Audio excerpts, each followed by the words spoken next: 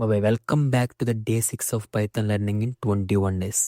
ఏంటి బాబాయ్ నువ్వు ఇది చూస్తూ ఉంటే కొంచెం కష్టంగా అనిపిస్తుందా? అవును బాబాయ్, స్టార్టింగ్లో ఏదన్నా కష్టమే. నువ్వు ప్రాక్టీస్ చేయకపోతే ఏది రాదు బాబాయ్. ప్రాక్టీస్ చేసినా సరే నీకు రాకపోవచ్చు. బట్ నువ్వేం చేస్తావు చెప్తున్నావు, 2-3 సార్లు ట్రై చేసి అస్సలు అర్థం కాకపోయినా పర్లేదు, నువ్వు గూగుల్లోకి వెళ్ళి లేదంటే ఏ సపోర్ట్ తీసుకుని అసలు ఇది ఏంటి అని చెప్పి కొంచెం దాన్ని అడుగు. అప్పుడు నీ ఎర్రర్స్ కూడా అది సాల్వ్ చేసేస్తుంది. సో అప్పుడు నువ్వు అలా నేర్చుకోవచ్చు. అంతేగాని కష్టంగా ఉందని చెప్పి జర్నీని అసలు వదిలేయకు దయచేసి, ఓకేనా? సరే, ఈరోజు మనం డైరెక్ట్ కాన్సెప్ట్లోకి వెళ్దాం. Day 6 of learning Python habit కదా ఈరోజు. అసలు సరదాగా నువ్వు మీ కిచెన్లో అన్ని కూరగాయలు ఉన్నాయి అనుకుందాం. సో అన్ని కూరగాయలు ఉన్నాయి, లైక్ అన్ని కూరగాయలు ఉన్నాయి, కానీ నీకు వంట వండటం రాదు. అవన్నీ ఏమైపోతాయి, అలాగే ఆ కిచెన్లో ఉండి పాడైపోయి కుళ్ళిపోయి వేస్ట్ అయిపోతాయి. అలా కాకుండా మన ఫ్రెండ్ గాడికి ఒకటి వంటొచ్చు. ఆడొచ్చి ఆ కూరగాయలకి ఉప్పో కారమో ఏదో ఒకటేసి ఒక మంచి కర్రీ చేసాడనుకో, శుభ్రంగా తినేసి పడుకుంటాం హ్యాపీగా, అవునా? అలాగే మనం వేరియబుల్లో ఎంత డేటా స్టోర్ చేసినా సరే, డేటాతో మనకు కావాల్సిన ఆపరేషన్ అచీవ్ చేయలేకపోయినా, పర్ఫామ్ చేయలేకపోయినా సరే, ఒక డంపీ యాడ్ లాగా పైథాన్ కూడా ఒక డమ్ లాగా ఉండేది, కానీ ఎంత పాపులర్ అయ్యేది కాదు. సో మనం వేరియబుల్స్లో స్టోర్ చేసిన వాల్యూస్ మీద ఆపరేషన్స్ పర్ఫామ్ చేయాలంటే ఈరోజు కాన్సెప్ట్ మనకి చాలా ఇంపార్టెంట్. ఈరోజు కాన్సెప్ట్ వచ్చేసి operators in Python. Operators in Python అంటే ఏం లేదు, ఆపరేటర్ అనేది ఒక సింబల్ ఆర్ కీవర్డ్ అనమాట. ఇదేం చెప్తుందంటే మనం వేరియబుల్లో స్టోర్ చేసిన వాల్యూస్ మీద ఏ టైప్ ఆఫ్ ఆపరేషన్స్ పర్ఫామ్ చేయాలో చెప్తాయి అనమాట. ఇవన్నీ మొత్తం 7 ఉంటాయి. అర్థమెటికల్ ఆపరేటర్ అని, కంపారిజన్ ఆపరేటర్ అని, లాజికల్ ఆపరేటర్స్ అని, అసైన్మెంట్ ఆపరేటర్స్ అని, మెంబర్షిప్ ఆపరేటర్ అని, ఐడెంటిటీ ఆపరేటర్ అని, బిట్వైజ్ ఆపరేటర్స్ అని, మొత్తం ఇవన్నీ ఆపరేటర్స్ అనమాట. ఈ ఆపరేటర్స్ అన్ని యూజ్ చేసి మనం వేరియబుల్స్లో స్టోర్ అయిన వాల్యూస్ మీద మనకు కావాల్సిన ఆపరేషన్ అనేది పర్ఫామ్ చేయొచ్చు.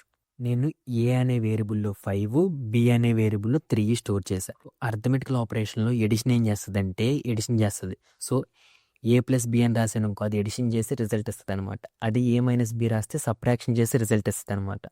అదే స్టార్ సింబల్ వాడిన ఇంకో మల్టిప్లికేషన్ సింబల్, ఇది ఏం చేస్తుంది అంటే మల్టిప్లికేషన్ చేస్తుంది అనమాట.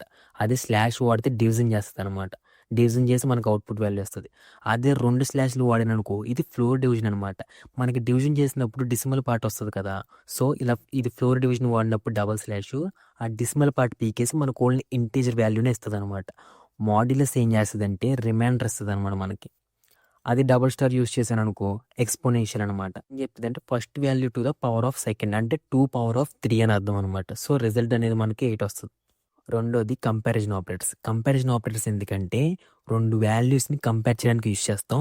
ఇవేంటంటే మనకి ట్రూ ఆర్ ఫాల్స్ అనేది రిజల్ట్ ఇస్తాయి అనమాట. ఫస్ట్ వచ్చేసి ఈక్వల్ టు ఇదేం చేస్తుంది, 2 వాల్యూస్ ఈక్వల్ కదా చెక్ చేస్తుంది. ఇన్ కేసు ఈక్వల్ అనుకో మనకి రిజల్ట్ అనేది ట్రూ ఇస్తుంది, లేకపోతే ఫాల్స్ ఇస్తుంది. నాట్ ఈక్వల్ ఏం చేస్తుంది అనుకుంటున్నాం, 2 వాల్యూస్ నాట్ ఈక్వల్ కాదా చెక్ చేస్తుంది. 2 వాల్యూస్ నాట్ ఈక్వల్ అనుకో, అప్పుడు ఇది ట్రూ ఇస్తుంది. ఇన్ కేస్ ఈక్వల్ అనుకో ఫాల్స్ ఇస్తుంది అనమాట. గ్రేటర్ దెన్ ఏం చేస్తుంది, left value greater than right value కదా చెక్ చేస్తుంది అనమాట. లెస్ దెన్ ఏం చేస్తుంది అంటే left value less than right value కదా చెక్ చేస్తుంది అనమాట. Greater than or equal to ఏంటంటే ఈక్వల్ టు లెస్ కూడా చెక్ చేస్తుంది అనమాట. Suppose 5 greater than or equal to 3 కదా చెక్ చేస్తుంది.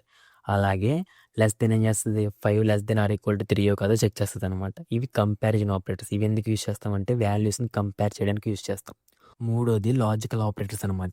ఇది ఎందుకంటే కంబైన్డ్ కండిషనల్ స్టేట్మెంట్స్ని చెక్ చేయడానికి యూస్ చేస్తాం. ఇది మనకి ట్రూ ఆర్ ఫాల్స్ వాల్యూస్ ఇస్తాయి అనమాట. 3 ఉంటాయి, అండ్, ఆర్, నాట్. అండ్ అనుకో 2 కండిషన్లు ట్రూ అయితేనే మనకి ట్రూ అని ఇస్తుంది. ఆర్ అయితే అండ్ ఏ ఒక్క కండిషన్ ట్రూ అయినా సరే ట్రూ అని ఇస్తుంది.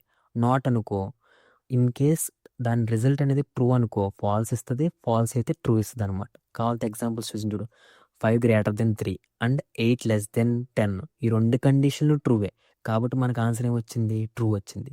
ఆర్ చూడు, 5 గ్రేటర్ దెన్ 3 ఆర్ 8 అనేది గ్రేటర్ దెన్ 3, సో ఈ 2 కండిషన్లు ట్రూవే, సో మనకు రిజల్ట్ ట్రూ వచ్చింది. నాట్ చూడు, 5 గ్రేటర్ దెన్ 3 యూస్ చేసావు కాబట్టి ట్రూ ఉంటే ఫాల్స్, ఫాల్స్ ఉంటే ట్రూ అని చెప్తుంది అనమాట. అసైన్మెంట్ ఆపరేటర్ అంటే ఒక్క వేరియబుల్కి వాల్యూ అసైన్ చేయడానికి యూజ్ చేస్తాం. నీకు ఇది ఆల్రెడీ తెలుసు, వేరియబుల్ ఈక్వల్ టు వాల్యూ, ఓకేనా?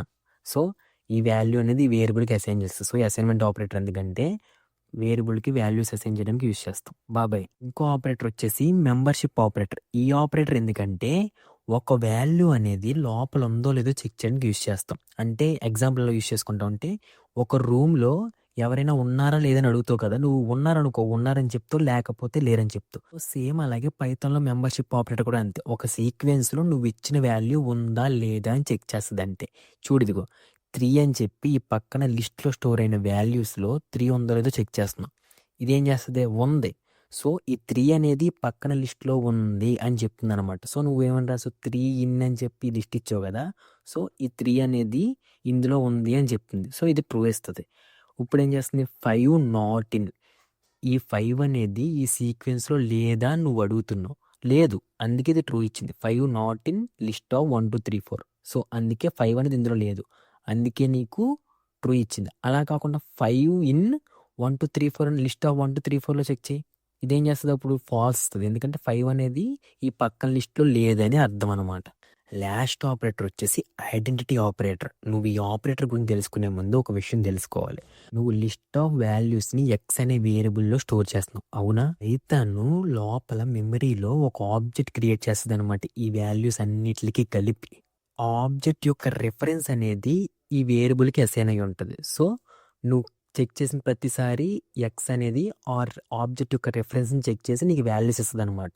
సో, ఐడెంటిటీ ఆపరేటర్ ఏం చేస్తదంటే 2 వేరియబుల్లు సేమ్ ఆబ్జెక్ట్‌ని రిఫర్ చేస్తున్నాయా లేదా అని చెక్ చేస్తది.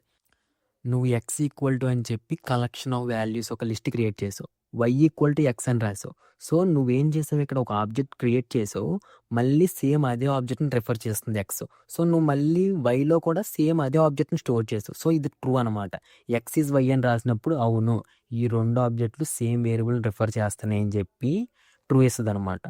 ఎక్స్ ఈజ్ నాట్ చూద్దాం. ఎక్స్ ఈజ్ నాట్ అంటే ఈ 2 ఆబ్జెక్టులు సేమ్ ఆబ్జెక్ట్‌ని రిఫర్ చేయకపోతే ట్రూ ఇస్తదనమాట. X equal to collection of 1, 2, 3 అని రాసావు. Y equal to list of 1, 2, 3, 4 అని రాసావు. X is not y. అవును.